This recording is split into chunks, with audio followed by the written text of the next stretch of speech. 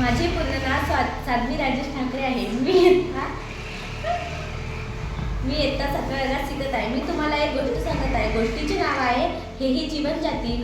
एका राजाच्या दरबारात प्रधान आणि द्वारपाल आले. द्वारपालाने सांगितले की एक संन्यासी महाराजांच्या भेटीसाठी आले आहेत. महाराज संतांचे मान करणारा असल्याने त्यांना सन्मानाने आत बोलवले. संन्यासांनी महाराजांची समृद्धी पाहून समाधान व्यक्त केला, पण भविष्याचा विचार करताना त्यांनी सांगितले की राजाला एकच उपदेश दिला की हेही दिवस जातील. राजा संभ्रमात पडला आणि काही काळानंतर शत्रूंच्या आक्रमणाने त्याचा पराभव झाला. त्याला कारागृहात टाकण्यात आले. निराश राजाला संन्यासांची शब्द आठवण आले. हेही जीवन जातील. त्याने धीर धरला आणि आत्मविश्वास कायम ठेवला.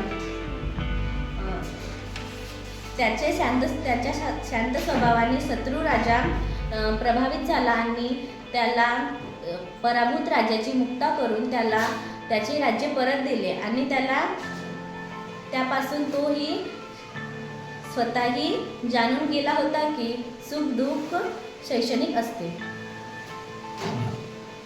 धन्यवाद.